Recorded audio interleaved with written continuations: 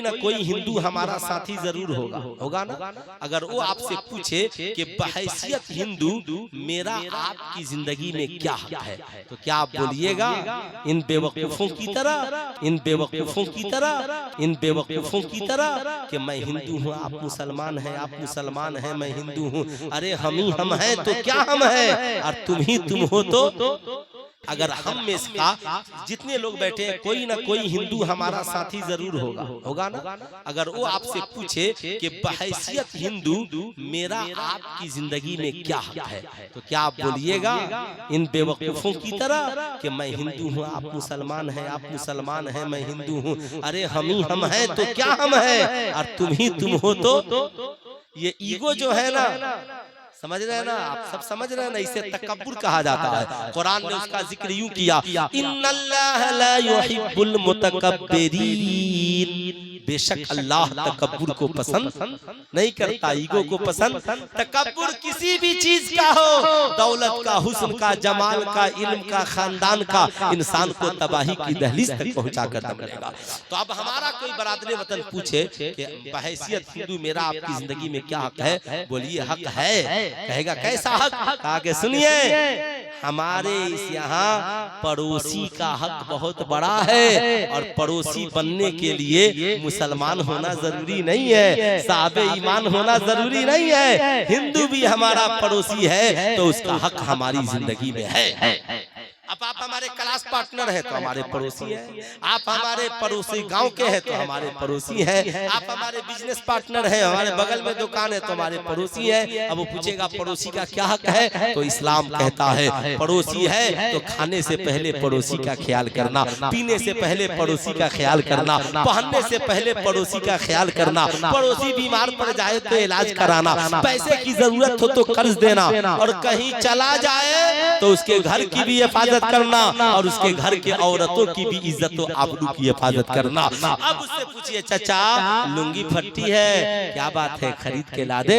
चाचा खाना नहीं बना, ला दे। चाचा बीमार पड़ गए, इलाज करा दे। कहेगा बाबू इतना कुछ सिखा दिया, कहा हाँ इतना कोई कितनी खिदमत करते हो, कहना हम नहीं करते, ये तरीका मेरे नबी ने सिखाया, तरीका मेरे नबी ने। जिस दिन हम लोगों ने हुजूर की सुन्नत को आम किया, अपने इखलाक को अच्छा कर लिया, जमाना नफरत की हवाएं बहाता रहेगा। हमारा इखलाक देखकर हमारा पड़ोसी कहेगा तुम जिसे कहते हो हमने वैसा मुसलमान नहीं देखा, हमने उस मुसलमान को देखा है जो खुद बाद में खाता है हमें पहले खिलाता है, खुद बाद में पीता है हमें पहले पिलाता है। ऐ मेरी कौम का नौजवान, जब हिंदू पड़ोसी का इस्लाम ने इतना हक दिया तो माँ बाप का कितना हक दिया होगा।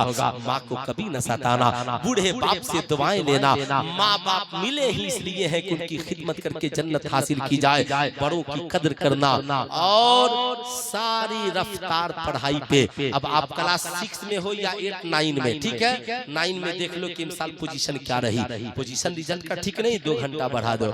मैट्रिक में पोजीशन थोड़ी कम, टेंशन न लेना, इंटर में रफ्तार बढ़ा दो। इंटर में थोड़ी पोजीशन कम, नीट की तैयारी के लिए रफ्तार बढ़ा दो। यूपीएससी बीपीएससी में, यानी देख लो कि हमें रफ्तार कितना बढ़ाना है।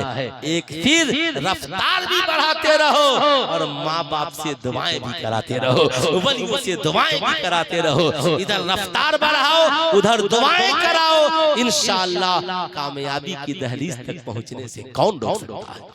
आज तो मैं आपसे ये कह रहा था, इतनी देर जो मैंने तकरीर की, बताइए इसमें कोई किस्सा कहानी था? बोलिए आप लोग, इसमें कोई फ्रॉड की बात थी? इसमें कोई झूठी बात थी? आपको कोई झूठी तबलीग की गई? नहीं की गई ना? आप सब खुश हैं? तो जरा एक बार दोनों हाथों को उठाकर बोल दीजिए सुभान अल्लाह।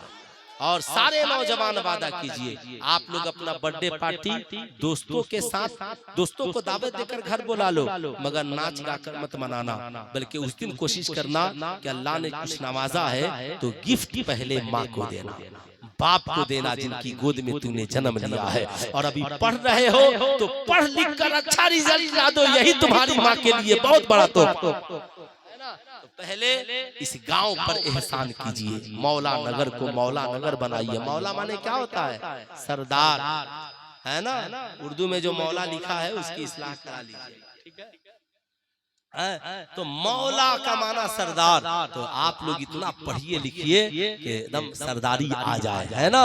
बदअकीदगी भी बहुत बड़ी जेहालत है, इसलिए गलत लोगों की सोहबत से बचिए। कुरान ने क्या कहा, कूनू मास सादिकीन, सच्चों के साथ हो जाओ। अल्लाह तक़ूद बाद ज़िक्रा माल कौमी ज़ालिमीन, जब तुम जान जाओ कि ये लोग जालिम हैं तो उनके साथ न बैठना।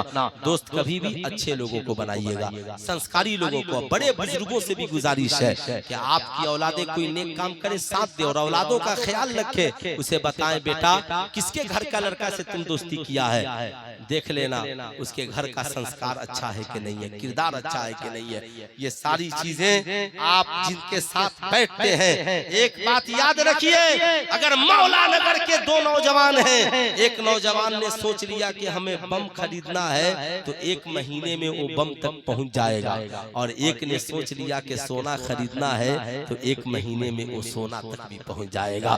एक ने सोच लिया कि हमें नाच गाना बाजा करना है तो एक दिन ला करो यहाँ ऑर्केस्ट्रा नचा ही देगा, और जिसने सोच लिया कि नबी की महफिल सजानी है तो जमाना लाख मुखालफत करे, एक दिन नबी की महफिल सजा कर ही दम लेगा।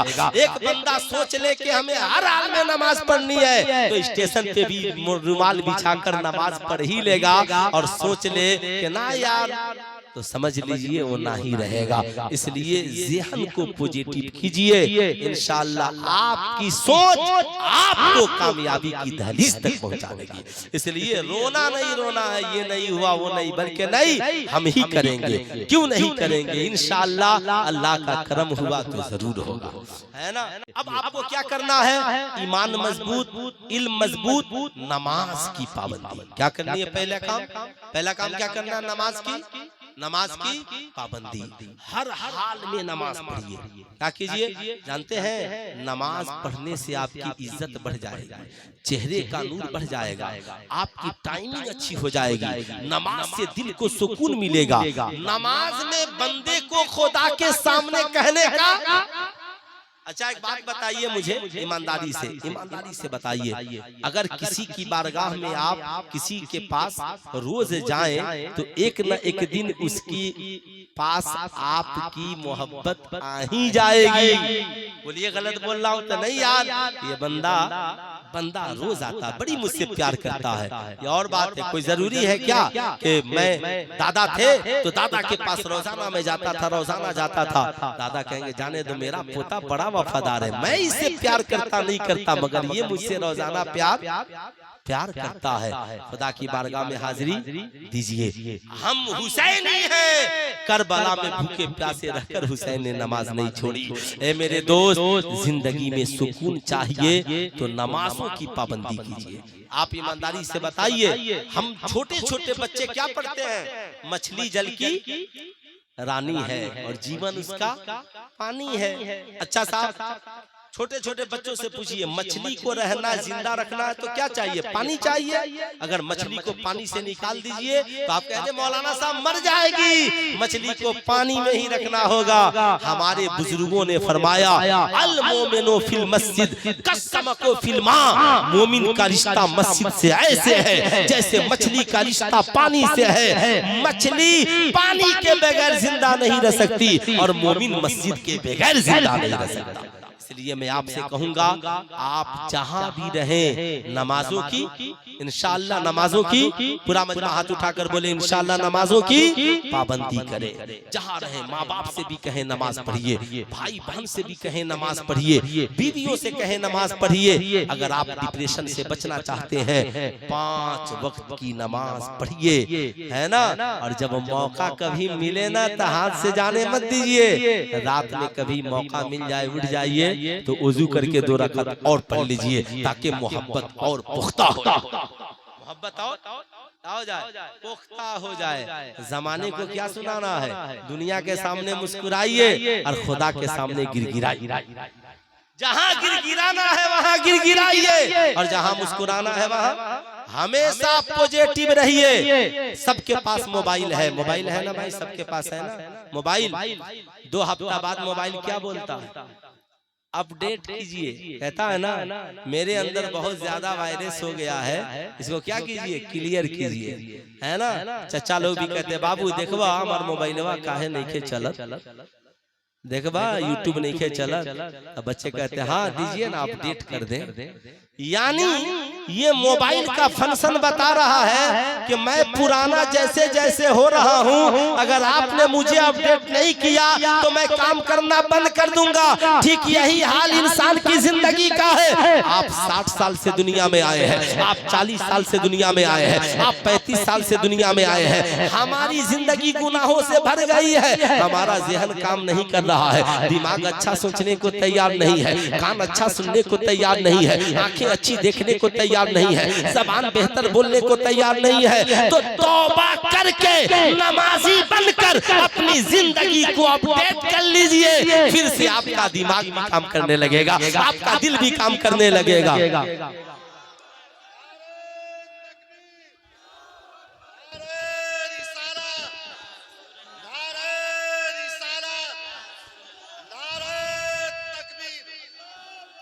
है ना, कुरान ने क्या कहा, ला तकरबुस सलातन तुम सुकारा, नशे की हालत में हो तो नमाज के करीब मत आना। यानी पहले शराब को दूर करो फिर नमाज के करीब आना, पहले जुआ को दूर करो फिर इधर आना, जना को दूर करो फिर इधर आना, गुनाहों को दूर करो फिर इधर आना। यानी तौबा करके गुनाहों को डिलीट कीजिए, नमाज पढ़ के वायरस को साफ कीजिए, कुरान की तिलावत से दिलों को साफ कीजिए, पढ़ लिख कर अपनी जिंदगी में इनकलाब ले इनकलाब ले आइए। ये बात अब आखिरी पैगाम जो मुझे पहुंचे साल एक बात पर मुझे है ना, नमाज पढ़ना, रोजा रखना, हज करना, ज़कात देना, ये सब अमले साले हैं, ठीक है।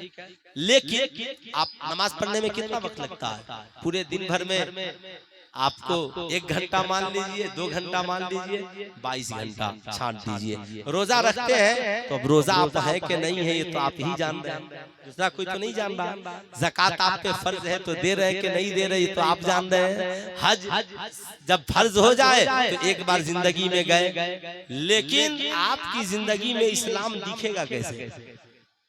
तो अब आपकी जिंदगी में इस्लाम दिखने के लिए नबी के इखलाक को आपको अपनी जिंदगी में जगह देनी होगी। यानी जबान से सच बोले, गरीबों की मदद करे, यतीमों की सेवा करे, माँ बाप की खिदमत करे, माँ के कदमों के नीचे जन्नत, बाप जन्नत का दरवाजा, कमाए तो यतीमों का सहारा बन जाए, बेवाओं के लिए मददगार बन जाए, राह से कांटे हटा दे। आप मस्जिद में छुट्टी है और गर्मी की छुट्टी तो जुमा के दिन पहले चले जाएं और जाकर के मस्जिद की सफाई और दरवाजे पे बैठ जाइए कुर्सी लगाकर, चप्पल टेढ़ी है सीधी कीजिए। लोग कह रहे इतना पढ़ा लिखा नौजवान और मस्जिद में लोगों की चप्पल सीधी कर रहा है। कहिए अरे बेवकूफ, मैं मस्जिद के लोगों की चप्पल सीधी नहीं कर रहा, मैं मस्जिद अल्लाह के घर के मेहमानों की चप्पल सीधी कर रहा है ना। तसव्वुर बदलिए, ज़हन बदलिए। माशाअल्लाह जिन बच्चों ने इस जलसे को सजाया है उन बच्चों की हौसला अफजाई हो जाए, है ना। शाह आलम, यासीर खान, मोनू अली, आजम खान हैं और खतीब खान, रियाज खान, अमान खान, बाबूजान, आप लोग तशरीफ ले आइए, है ना। आप लोगों की हौसला अफजाई हो जाए। आप लोगों ने बड़ी मेहनत से इस जलसे को सजाया है ना। इसे याद रखिए, इसमें कोई ये बात नहीं है ना, कांधे पे सबको रख दीजिए, है ना। माशाअल्लाह।